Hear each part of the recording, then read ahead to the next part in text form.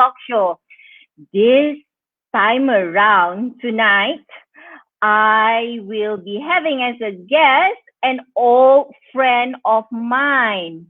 So, his name is Nazrul Idrus. I'm sure that some of you have received the notification about us going live tonight. So I would like to bring Nash on the show right now.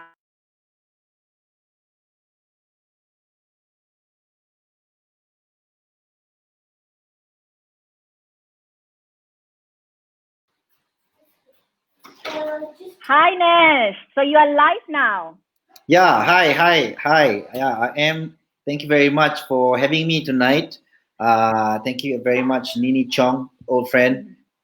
Um, Hari ni hari kita duduk kat dalam rumah, so hari ketiga. Jadi it's just nice to be on this show with you. Yes. So tonight we are going to talk about not only COVID-19, where everybody is talking about now. COVID-19, yeah, maybe still about COVID-19, but a solution that we can do lah kan. So we don't want to just talk about and complain about, COVID-19, but we also would like to discuss and talk about what can we do, because we have been gifted with the currency called time, which is the most valuable currency, I feel. So your topic for today, how can we use the time currency to make our business more attractive to investors, right, Nash? Yes. In fact, this is the best time untuk kita go through this particular topic because it is not a secret. It's not that hard to start now, especially that you have time to think and you have the this thing called asset called time. So again, I'm very excited because I think the things that I'm going to share with you is very, very, very, very important, but very, very basic. That will help you definitely if you're looking to fundraise, you're looking for investors. This is one of the things that you must do. It has happened. Maybe later I'll share with you how it worked for me. So what you're saying is that because that we have time right now, because we always complain that we don't have time. Now that we have time, it's time for us to actually do something with our business right now so that post-COVID-19 investors are ready to come in. Is it? Yeah, that's right. That's right. So you boleh buat this thing now, and you're able to actually be prepared. And there's, I think this is the best time. So I don't know how. Maybe I should just share a little bit about myself, or how. Please share a little bit about yourself and what you do in your company, Nash. Okay, my company is called Precession Capital Berhad. We are an portfolio investment holding company. That means we actually do work in regards to investing in good and great companies. Kita mencari companies yang grow, that has big potential to grow. It doesn't matter what stage. But what we need is we want to make sure that these companies are actually the ones that came to our methodology. So we call it education. The education doesn't have. Can you hear me? Yep, I can hear you.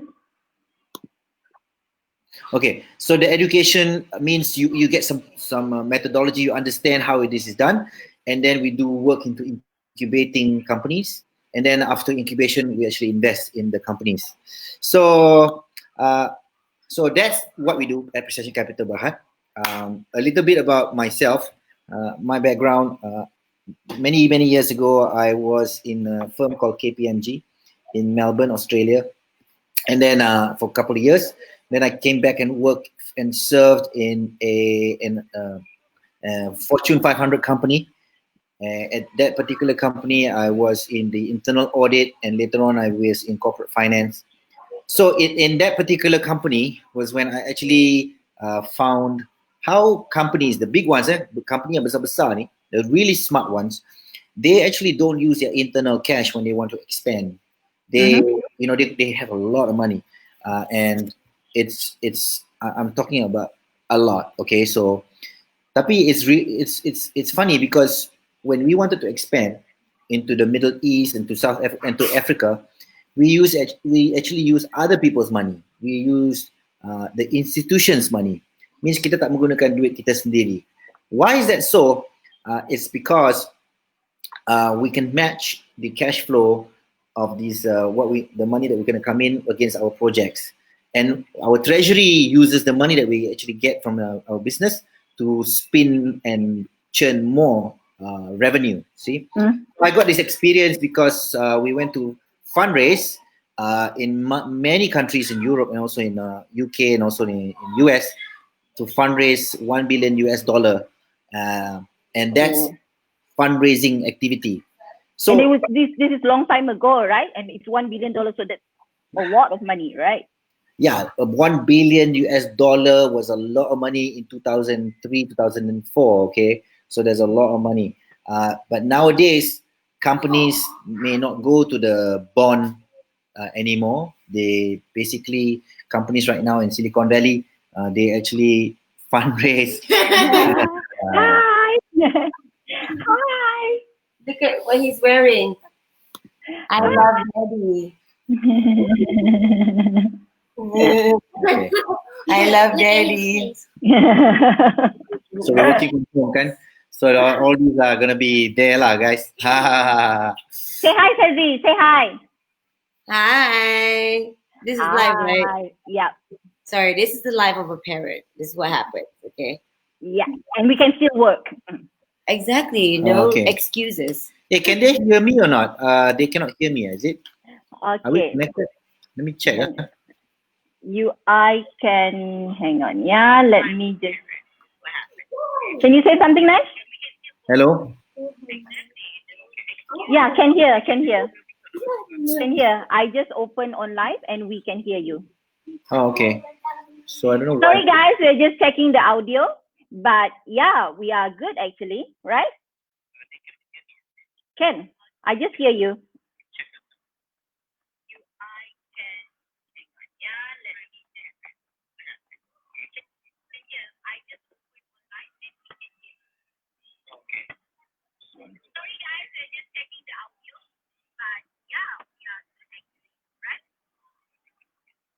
Yeah, so everybody have given their thumbs up that they can hear us, Nash. Oh, suddenly we cannot hear you, Nash. Suddenly we cannot hear you. Hang on, yeah. All right. What did you change just now, Nash?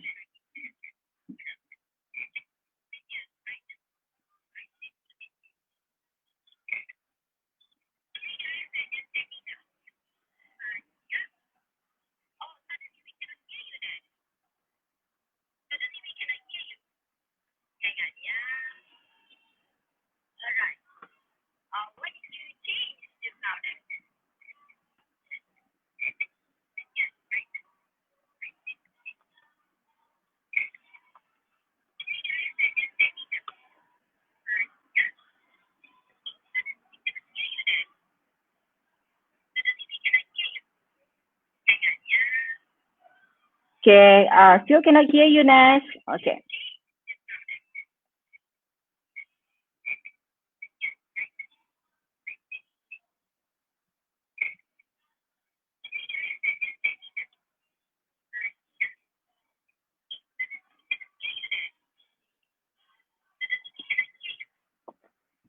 Don't worry.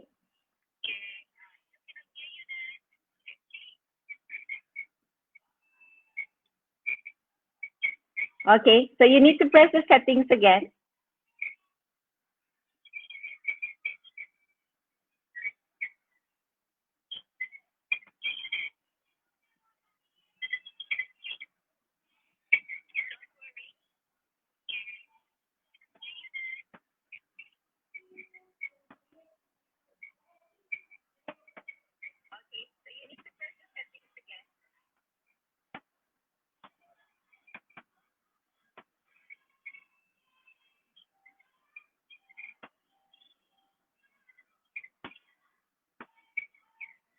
Still cannot. Okay, never mind. What? Hang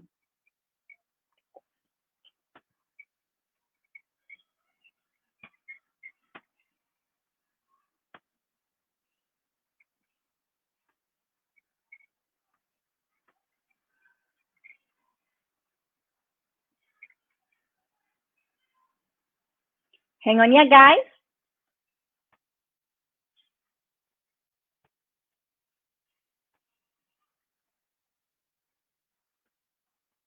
Mm.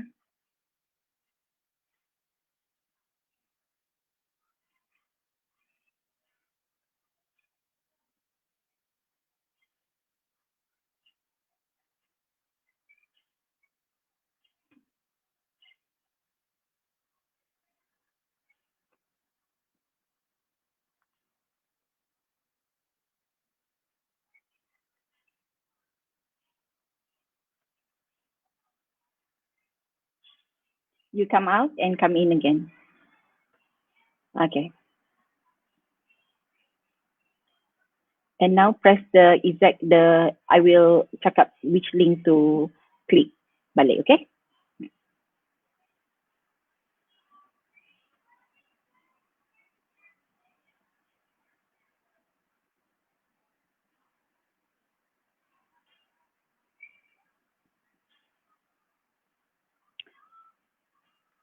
Okay, guys, so sorry. We are actually fixing the audio right now.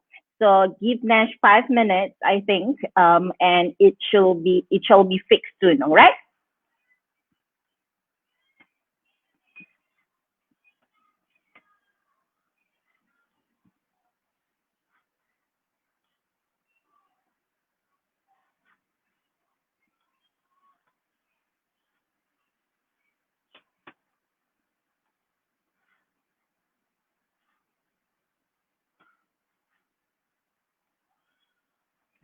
So Nash will be talking with us today about how to use COVID-19 as a time for us to actually do planning with,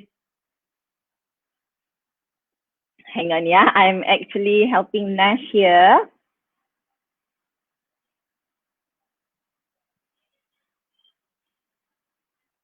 All right, so Nash is back in the show. You're back in the show, Nash.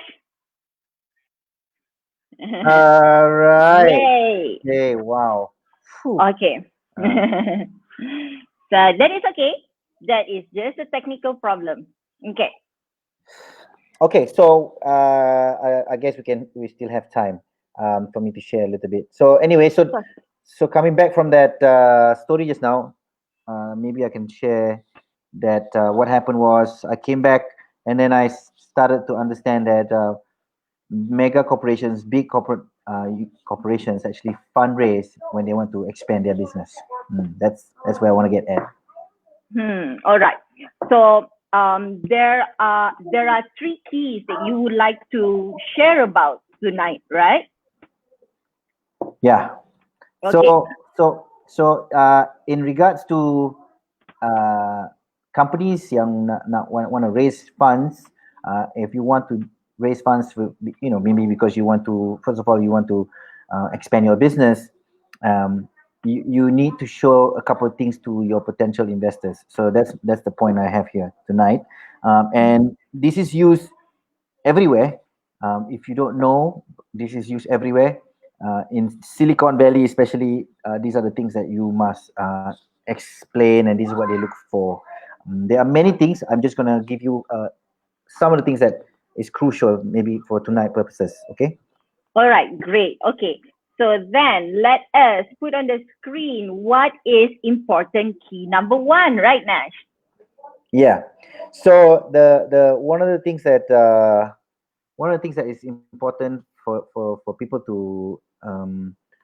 to do is basically to understand that the first key is when you're in front of a person, the person who is going to invest in your business, a potential shareholder, mereka ni wants to know who's in front of them, who is the person that they're talking to.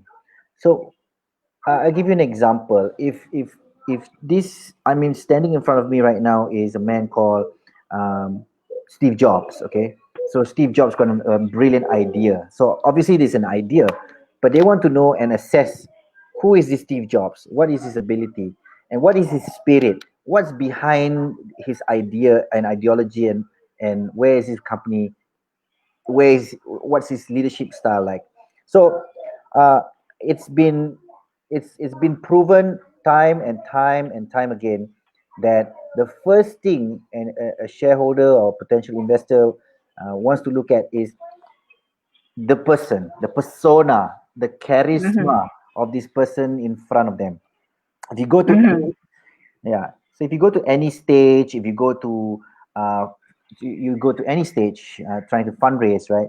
You can see the charisma of the person who's in front. So we call it the red dot. The red dot means the person who's got the key man. So let me give you some examples of the key man. Okay, number one, you've heard of a man called Bill Gates. Okay, Mm-hmm. so Mm-hmm. Bill Gates is has experience in technology and in software. So he's got this particular spirit that he wants to conquer the world. So he says, a PC in every home is something that I like to put forward to all of you. So potentially people go, okay, I think I can resonate with you. I can relate with you. Then comes a man called Jack Ma from Alibaba. So Jack Ma met a person, and on the way. This person's on the way to a meeting. His name Mm-hmm. is Masayoshi Son. Masayoshi Son is a personal investor and also a private equity investor. So dia ada masa 6 minit and he said to Masa Son, I came here because I want to share something with you, something that is very, very important. It's very important for China. So Masa looks at this guy called Jack Ma, school teacher, but with big, big, big spirit. He said, let's talk. And then Masayoshi-san wrote 20 million US dollar check, 20 million US dollar check for Jack Ma to start his project called Alibaba, that Alibaba, knowing that Alibaba is new and Alibaba, no one in China wants to invest in Alibaba except for Masayoshi Son. So who's the red dot spirit? Siapakah orang di depan anda sekarang? That's number one. I mean, what's that? Jack Ma. Yeah, Jack Ma. So another example is if you look at Anthony Tan from Grab, right? He's the red dot spirit for Grab. So if you look at him and look at his persona, he speaks in front of you, uh, people go, okay, I believe you. I believe what you're trying to bring. So it's important that you are the right person, the right spirit, and it can be you or it can be second person. Sometimes the second person is also another person that does this fundraising. So that is called a second person, but the first person is important. I'll give you Mm-hmm. one more example. A local scene person called um, a company called Fashion Ballet. Have you heard of Fashion Ballet? Yep. Fashion Valley, Vivi Yusuf. Yeah, Vivi Yusuf is another red dot. So who is this Vivi Yusuf? Who is she? What does she do? Why is this person sitting in front of me? Is something that I like to hear from. So he's got charisma. So it's interesting because I hosted a TV program called the TV program is called My EG Make the Pitch for Mm-hmm. season one, and season two was when she won and she got R1 million for 30% equity from an angel investor. So imagine that. So point number one is extremely important. Who is this person? What is his charisma? And what kind of spirit does he carry? All right. So, what do you think that with the time that we have right now, so to prepare myself to be the red dot in my company, so what kind of preparation that I need to do, Nash? Okay, so this is not so much of a preparation, right?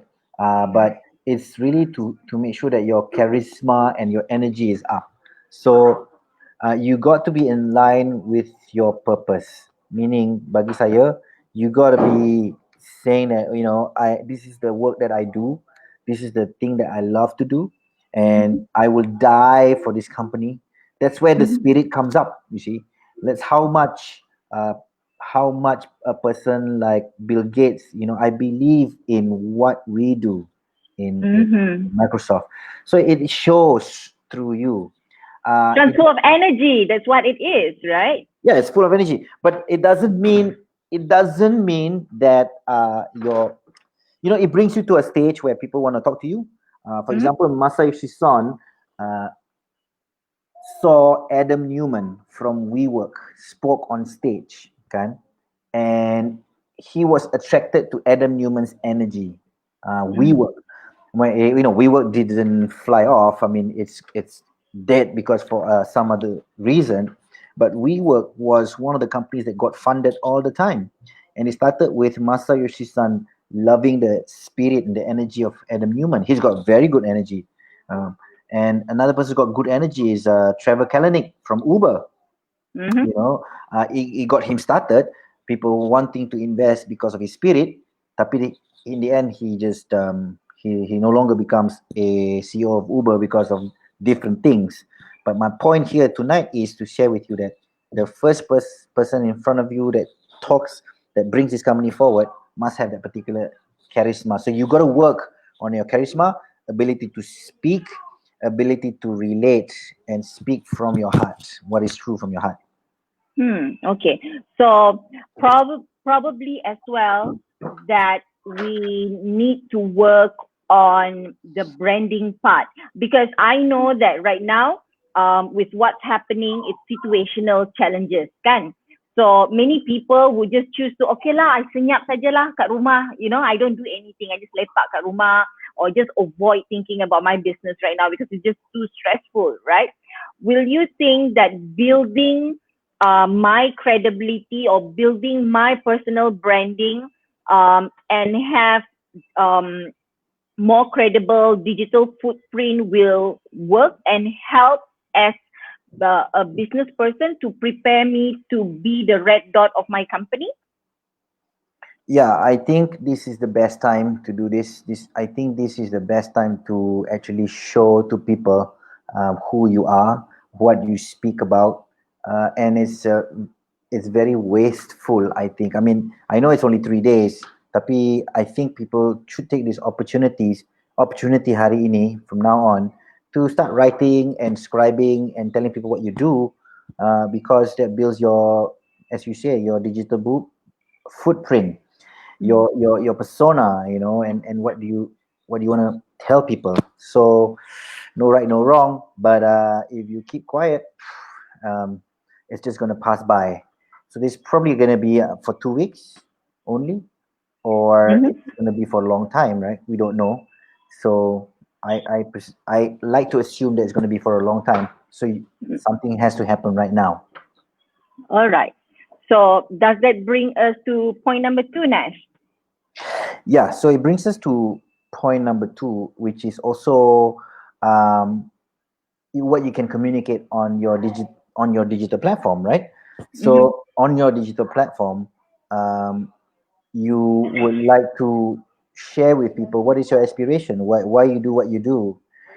You know, the aspiration of Alibaba is to tell people that Chinese people have great business, and you want to make great business internationally.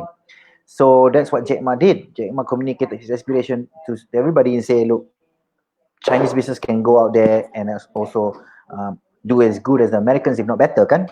So his aspiration is huge, and that's aspiration connected with Masayoshi Son, who goes, "Wow, you want to be just like eBay?" He goes, "Yes, I want to be the eBay of China." So Masa goes, "Okay, I got you." So that's one aspiration example. Second aspiration example is another man who came up to Masayoshi Son and say, I have an idea.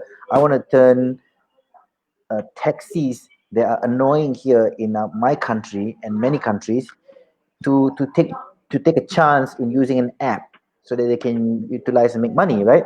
And also for other people. to use this app. So this Anthony Tan came out with the idea from Grab. So it's called aspiration.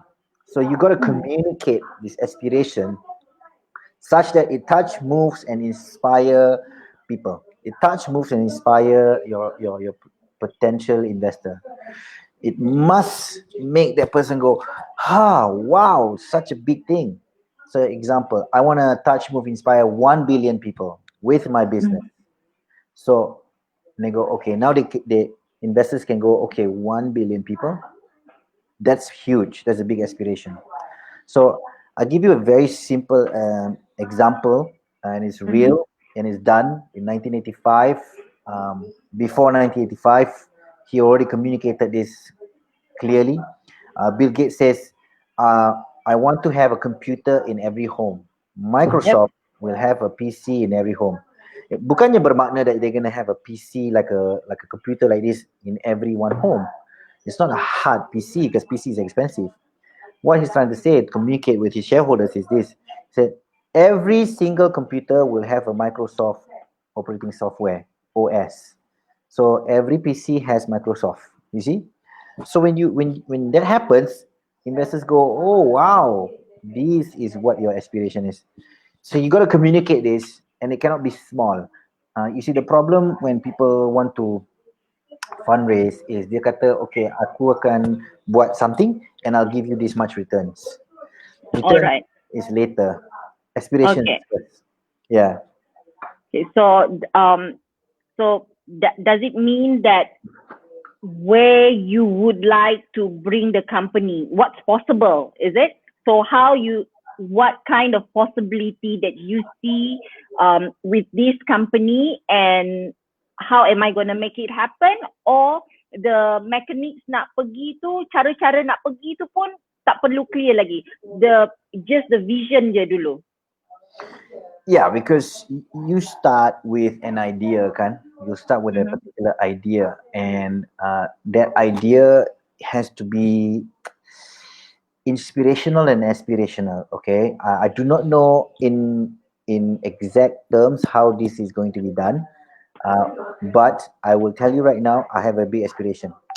But with us in Precession, we will show a way that you can actually quantify this, quantify your aspiration. Okay, with the quantification of your aspiration, it comes solid, and your investor go, oh, you got numbers to back you up. So yeah, for now you don't have to know. It's good for you as an exercise before this thing boils down, kan?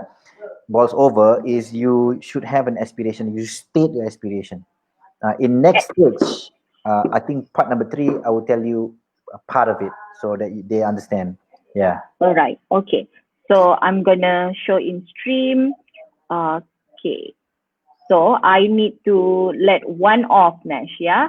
So I'm gonna hide one, and I am gonna put number 3 up.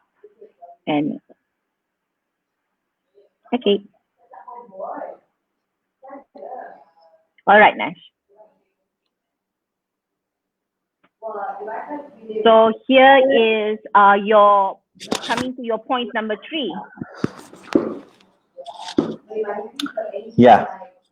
So this goes to number 3. Number 3 is the most people don't do this. Okay, most people don't have this. You see, there is a law. There is a law that says what goes up must come down. There's a law that says for every right, there's a left. Right? There's a black, there's a white. There's if there's a left leg, there's a right leg. No, most people have right leg and left leg, right? So it's the law of universe, we call it. So for every in this particular arena, I want to talk about for every entry, there's every exit. When you enter, you will have exit. So I give you an analogy lah. People start business, and it's like they're going to toilet. Okay, you go to a toilet. What's the best toilet? That is most beautiful toilet. Mid Valley has a nice toilet. Or KLCC has a good toilet. I think it's about 2 ringgit toilet, and you hang out in the toilet, you hang out in the toilet, and then you use your phone and you go, oh, I love this toilet, and then you stay in the toilet and you don't go out because you just love the toilet, right? So can you stay in the toilet that long? Can you stay in the toilet forever ever and then suddenly think, hey, I gotta get out of this toilet, right? Mm-hmm. So what happens if you stay too long in the toilet? Will get locked up because the mall will be closed. Kan, the more we close, maybe you be locked up in shit and you smell like bad, right? Yep. So same goes for business, man. I mean, I didn't think about this before, but this is so crucial.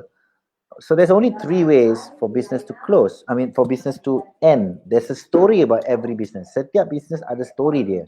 Mm-hmm. The first strategy is, number 1 is to close. Close your business. Means you start a business and you close the business. So that means you enter and exit. How many businesses have you seen open and close? Banyak kan? Banyak business. I mean, even mine, when I had my business before this, until I understood this, I just completely said, I think it's done. So the strategy for that business was to close that business, number 1. The second strategy, I want to share this with you. I actually had a friend who's a very smart guy. He came up to me and said, look, I'm going to do this app, okay? I'm going to do this app. We need 1 million ringgit for this app. So this app is good. I'm going to try and do this investor. I've got 1 investor already. I said, okay, well, it's good app, okay, but what is your exit strategy?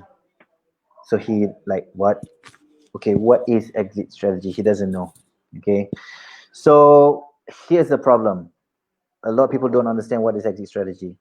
So I said, look, there are only 3. You want to close this one day or you want to sell it? Second one. Means you merge it or get it bought by somebody.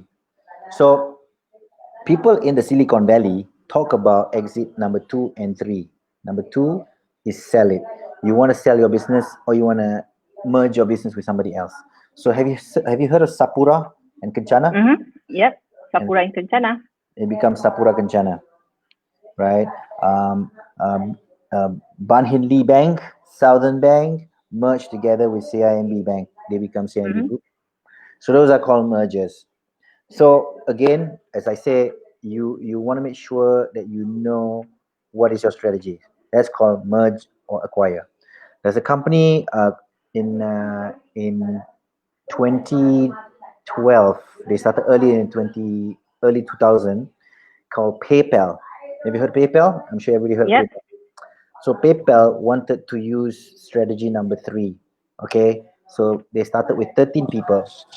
Some of the people in PayPal is very prominent. I'll share with you some of the names after this. They wanted to IPO, which is strategy number 3. IPO the PayPal, but they received an offer from eBay for 1.6 billion US dollar. So what did they do? So their exit strategy is sell to eBay for 1.6 billion US dollar. You get that? So having said that, was the owners all got the money and they all exit, and one of them created a company called LinkedIn. All right. Okay. Right? One person created another company called Tesla. Okay, 3 of them created a company called YouTube. Okay, so these guys have exit strategy. No investor will come into your business, will want to invest in your business without you saying to them, what is your exit strategy? You see, they like you. Yes. They like you. And your the red dot just now. They like your aspiration. Right? Your vision. And then aspiration and vision. And then they like your exit strategy. All right. So let us talk about all these 3 key points. How can a startup or small and medium business can participate in this kind of layout? How? Because probably, right, many business owners or many entrepreneurs, they would, think that I start a business to grow it and to kasih my anak, or to, all this kind of traditional and very conventional punya thinking, right?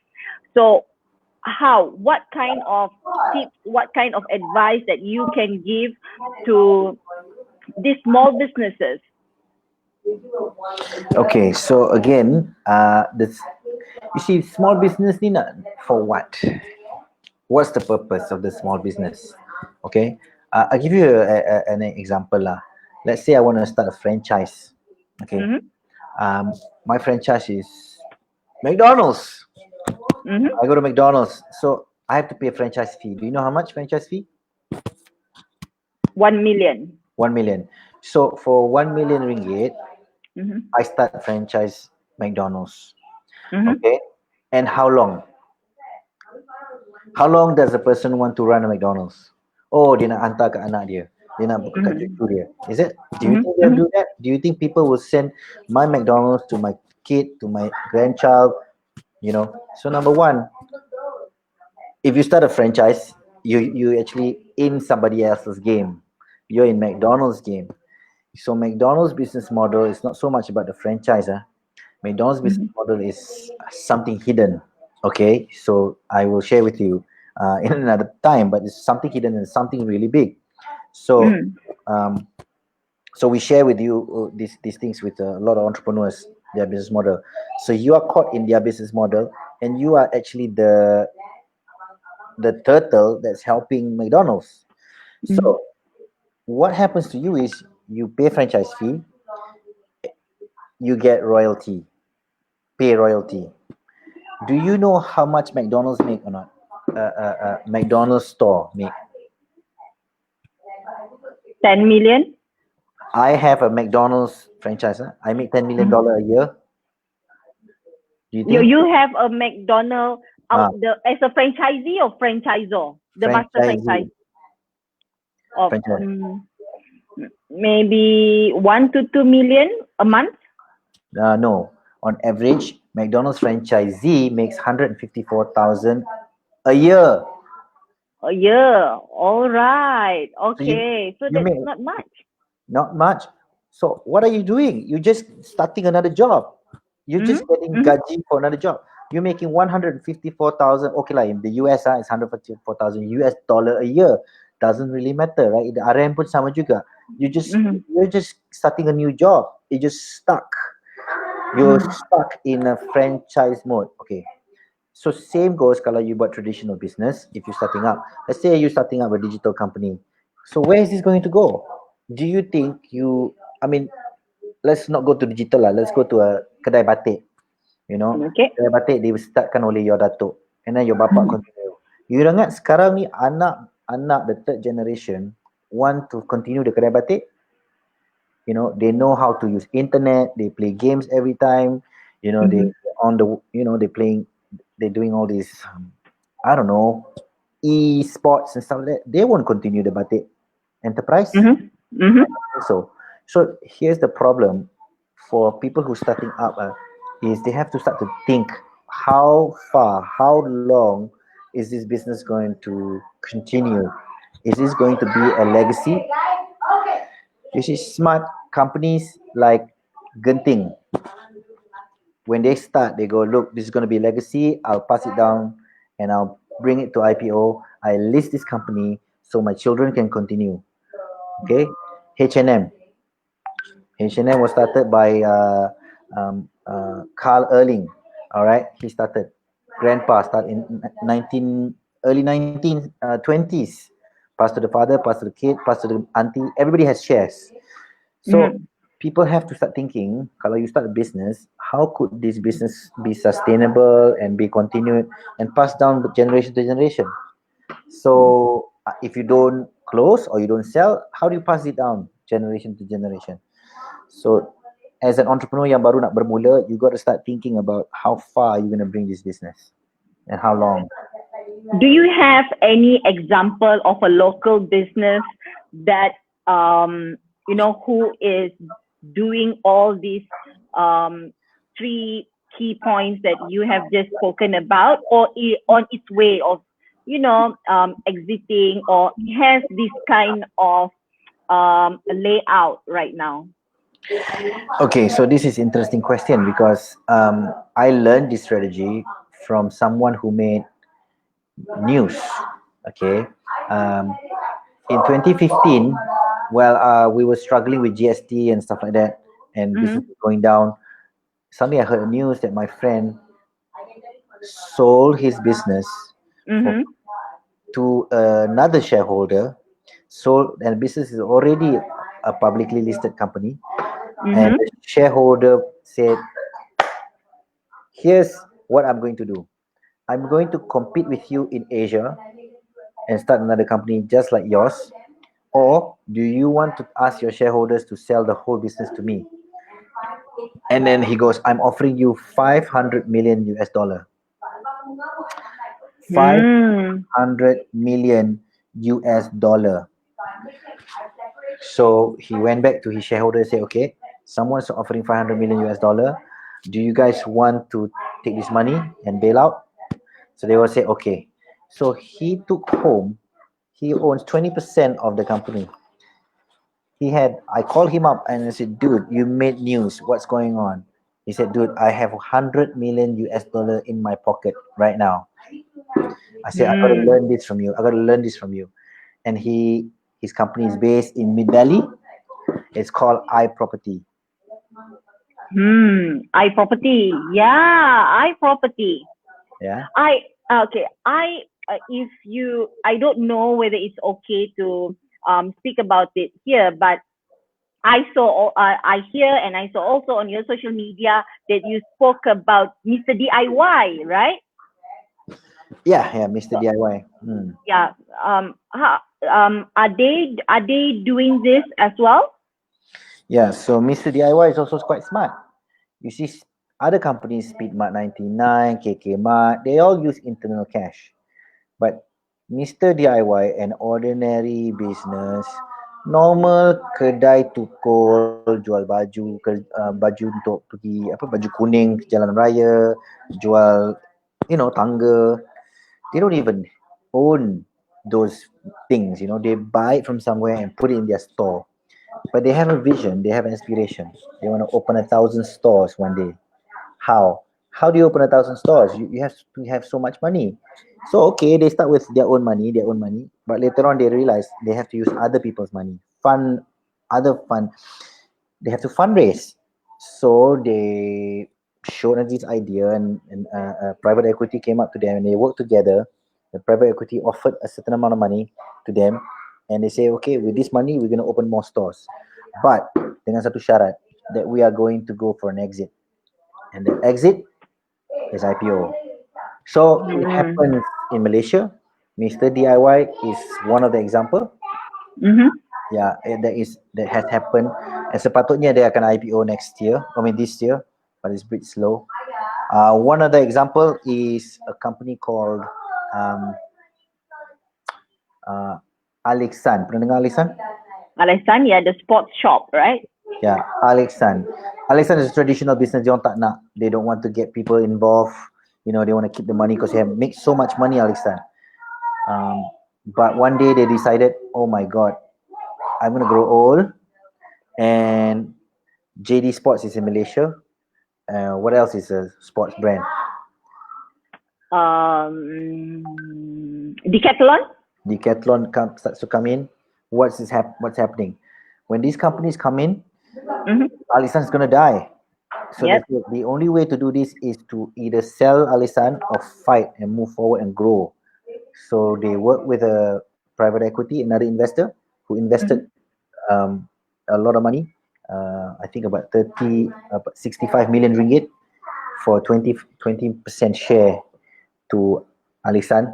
And now Alisan is out there. You can see Alisan Sports here, Alisan Sports.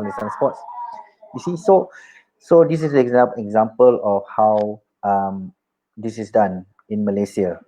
And soon, because for some of our students are doing the same thing. Our students, one of it is a healthcare solution. They have 6 clinics, and they're going to go for 18 clinics this year. They don't have the money unless they raise the funds. Another company is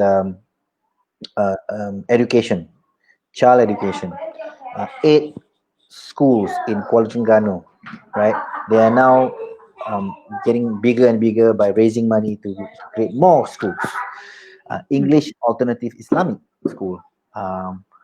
We have another company that's an event company. They want to have 50 branches coming up. So these people come through our program, understanding this mindset and putting what you just learned just now, the first 3 things, to go and fundraise, because that's how they can grow. So it's not a secret, ladies and gentlemen, kawan-kawan semua. You just need to learn how to do it and just do it. All right. So based on these 3 key points, right, Nash? So we have about 11 more days before it's 31st of March, right? And hopefully, come 1st of April, we will get to go out and the COVID-19 situation will get better. But now we have these 11 days, right? Okay, probably you can name 3 things, right? The 3 things, and I'll put it here in the comment page where people could actually look at and as an action plan.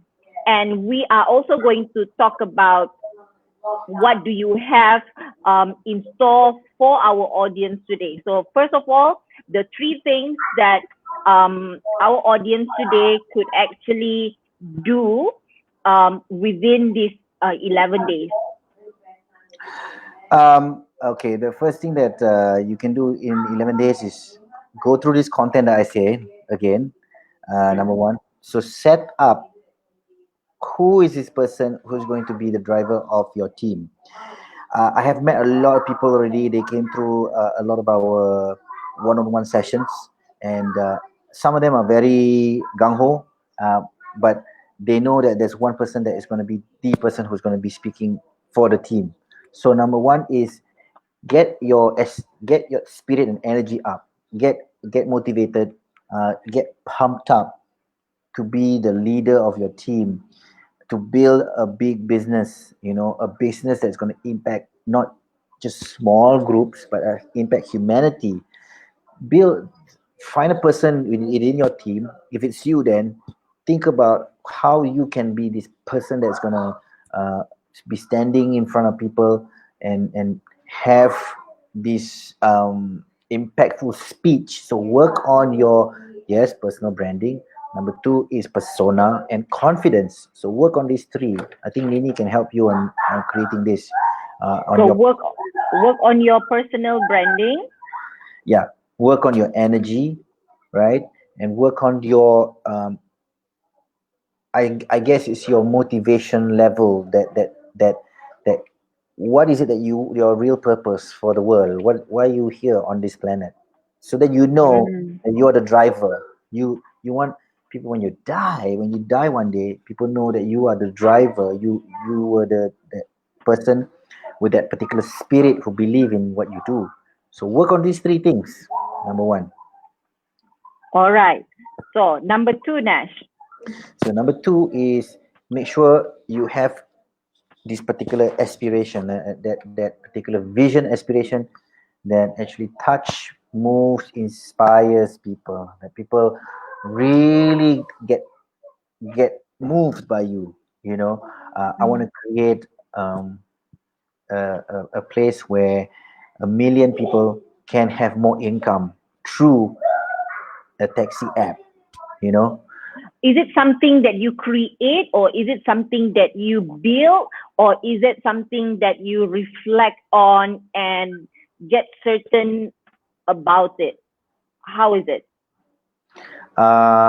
You reflect. For now, you got to reflect on how you can have this big aspiration. Okay, if you want to build a business, kalau it's just too small, just nak buat kedai makan kecil-kecil, what for?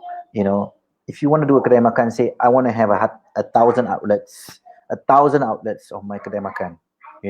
Old Town Kopitiam. It's a kopitiam. There's so many kopitiam, but they have an aspiration to open up so many outlets. So that's why they became so big, Old Town Kopitiam. You know, kalau tidak kopitiam lain pun banyak dekat Ipoh tu. So you got to start having that dream. I say dream for now.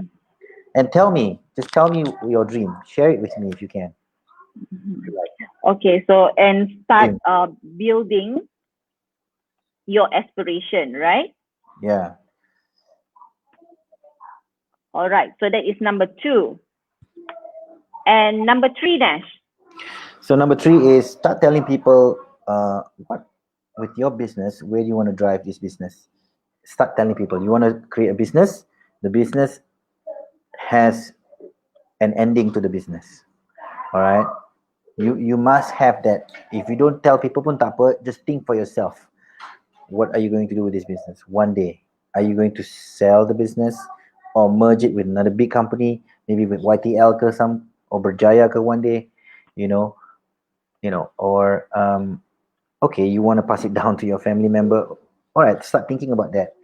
Or maybe you want to say this business one day is going to be listed in Australian Stock Exchange. So I have a friend. He has 5 companies that already IPO, and every time he starts a business, he always have an exit strategy.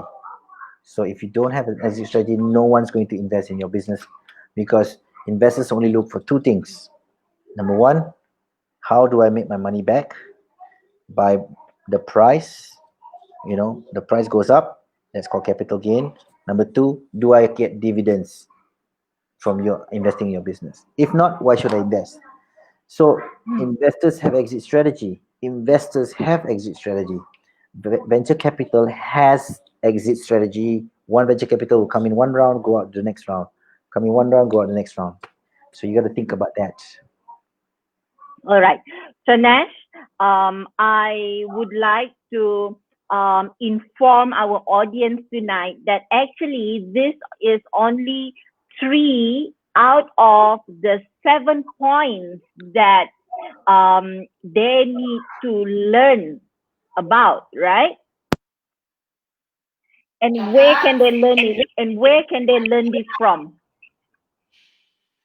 Okay, so I have this particular ebook. If you want, I have an ebook that I would like to give to you. It's a very short, simple ebook. If you put your name in this particular line that I have right now, this particular link, this link, I would love to pass you this ebook. It's written in very short form. What are the things that you need to do to make sure that your business looks very sexy in front of the investor? Prepare for your business to be in line with these particular 7 particular things, and inshallah it will be a great start for you, and people will start to ask you, okay, what else? How do I join? How do I do this? So go on that link, put in all your details. The link is there. I think you immediately will receive the ebook automatically. If not, you can actually just call me or WhatsApp me. Maybe I can leave you with my number, 019-389-8889. I'm happy to give that to you if you don't receive the ebook. So that's my number, 019-389-8889. But click that, see whether it works, and if you have any questions, I'm happy to serve and help you. All right, so guys, the link is also on the comment area right now. And all you need to do is click that link and do what you need to do so that you get the ebook. I have mine already, and I think it's an awesome material. And yeah, so the 3 things that you could do when you are gifted with time, let us just do a little recap, right, Nash? To work on your personal branding, your energy, your charisma. Probably you can attend an online workshop to help you with that, right? So there are tons and tons of online webinars for you to do that, and also do a reflection, right? So investors would like to know, what is your aspiration? What's your vision, right? What kind of impact that you would like to contribute to the community, contribute to your country, or maybe bigger than that, right? And then start communicating to people that you actually have an exit strategy, that you are not going to die because of your business, right? Yeah, yeah.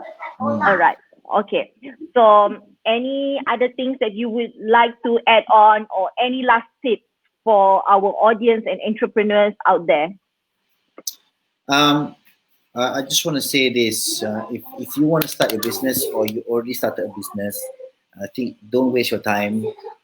Because I got this advice from the same person who made $100 million US after he sold his business to Rupert Murdoch. He said, if you don't follow this methodology that he showed to me, you're going to, it will take a long time for you to create a great business. It's called organic.